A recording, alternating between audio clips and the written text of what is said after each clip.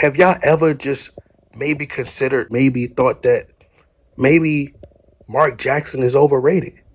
Maybe Mark Jackson was the overrated one. Maybe Steve Kerr is just the one who got it right. He turned Andrew Wiggins into an all-star. He knows how to get the best out of his players. Jordan Poole blossomed into a really good player under Steve Kerr. He just knows what he's doing. He got the recipe. He got the remedy for greatness. This man won a championship with Kevin Looney as his starting center, an undersized center. JaVale McGee, who was the butt of every joke. Oh man, I find it quite comical how many NBA fans try to, how they try so hard to discredit Steve Kerr and his ability to coach and his accomplishments. How everybody trashes Steve Kerr and try to say that Steve Kerr is an overrated coach. He inherited a great team, and it was easy for him to win all these finals, these NBA finals championships.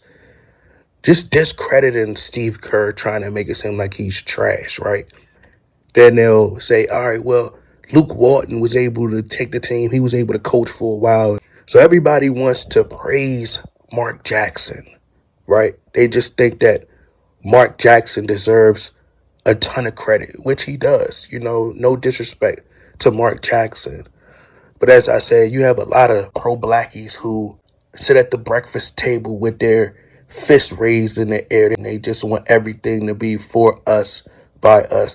They have this mindset that, oh man, you're not invited to the cookout if you don't think like us. Like, I didn't want to go to the cookout anyway, bro. I was sitting in the back chilling. These the Wakanda Forever type people. And I seen a list that was created, a list of the greatest coaches of all time.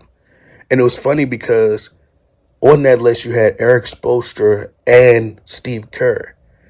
But majority of people in the comment section were attacking Steve Kerr, slandering his name, which is funny because we talk about building a team. What team did Eric Spoelstra build? What team did he just become a part of and they all of a sudden start winning championships and became a dynasty? Because if I'm not mistaken, Eric Spoelstra just so happened to be in a perfect situation when LeBron James decided to take his so-called talents to South Beach. They built a super team, and fortunate enough for Eric Spoelstra, he had the luxury of being able to just be there at the right place at the right time. Pat Riley is a ventriloquist controlling Eric Spoelstra. That's all, nothing more. Steve Kerr just took the Warriors back to the final. They had to rebuild, reconstruct the entire team. So to me, the best analogy that I can use for Steve Kerr being able to, because as I said, we do have to give some credit to Mark Jackson for building that foundation. But it's just that Mark Jackson couldn't get them over the finish line. He couldn't get them over the hump. And that's okay.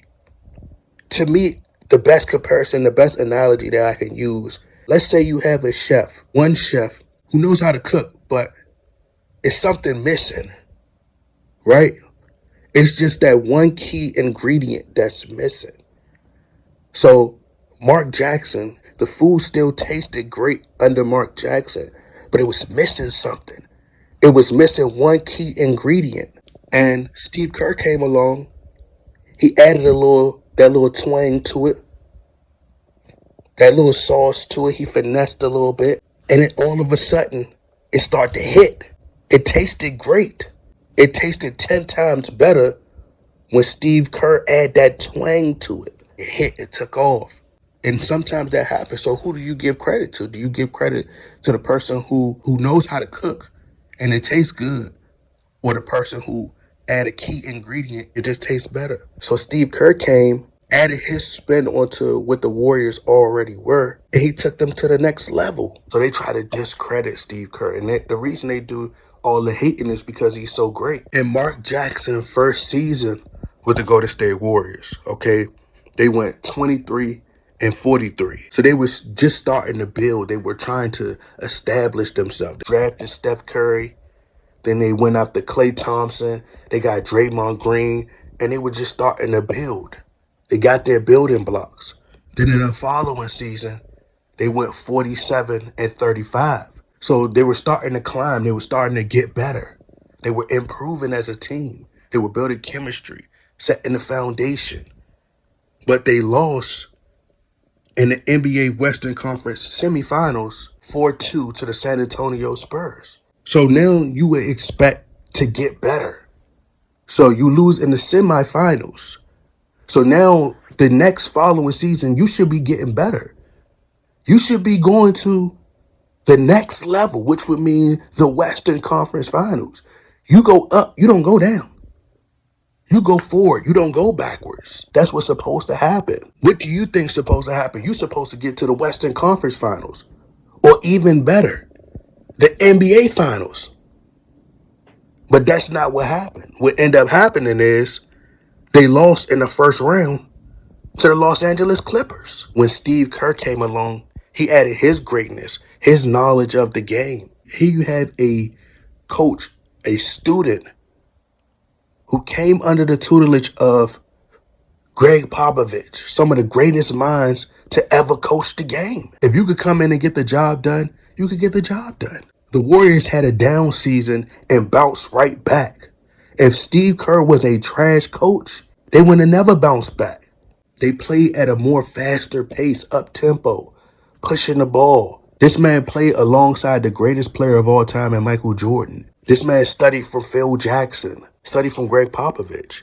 There was a reason when he got on the market, he didn't stay out very long. When Steve Kerr announced that he wanted to be a head coach, he didn't stay on the market very long. They came and snatched him up. And if Steve Kerr was really that overrated, they wouldn't have went to the NBA Finals his first year.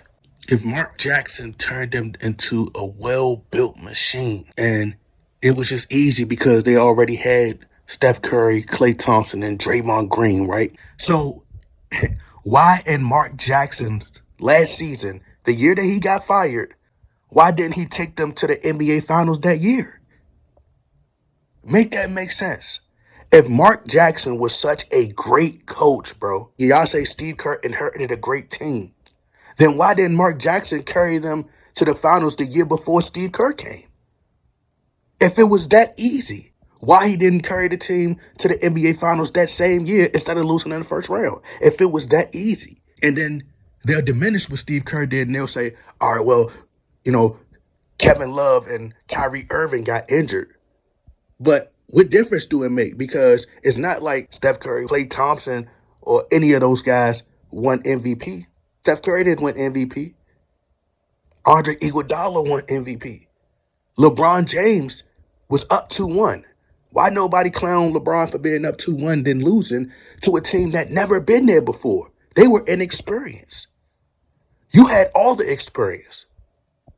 You had been to multiple finals. You supposed to be the coach on the floor. You had more experience than them. You were up 2-1. You did better the year before, and then you lost in the first round.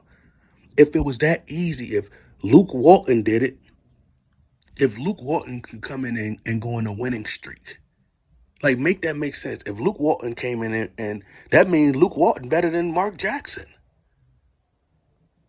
According to y'all, if we go by y'all standards, why didn't Mark Jackson take them to that finals that year if it was just that easy? If anybody could have did it, why Mark Jackson didn't do it? He's obviously doing something right. So, as I said, Steve Kerr is a great coach. He played more at an up-tempo, fast-paced, shooting and transition. So who gets the credit? Chef Kerr or Chef Jackson? Me personally, I don't think it really matters. Steve Kerr is the one with all the rings. If Mark Jackson would have kept the reins, if he would have been able to keep winning, who's to say? Don't nobody know. If Mark Jackson just kept losing, bruh, and he was white, then black people wouldn't even care. This wouldn't even be a conversation. But the only reason we're entertaining it is because Mark Jackson is black. And some people would, say that, oh man, you should stand up for black people. No, bro, I'm going to stand up for what I feel is right. And just because Mark Jackson is black, sorry, Miss Jackson or Mr. Jackson, it's too bad. You had your opportunity. You was there for 3 years. You supposed to progress. You're not supposed to lose in the first round. He lost in the first round. I mean, who's to say that if he would have stuck around and then the following season, who's to say that he wouldn't have got bounced out the first round again if they went up against the Clippers? And why didn't Mark Jackson go coach a college team? Prove everybody right. Mark Jackson is such a great coach. Then why is he commentating? There's plenty of NCAA teams that need a coach. Go coach an NCAA team. Whether it's Division 1, Division 2, Division 3, go coach a subpar team, an average team, and make a miracle happen. Let's see you do that so you can prove to everybody that you're such this great, outstanding coach that could, work magic. Do it somewhere else. The man don't have to be sitting next to Jeff Van Gundy calling the games. But he found peace in that, which I don't know, which is good. But at the same time, bro, like, Steve Kerr is a phenomenal coach, bro. He's one of the greatest of all time.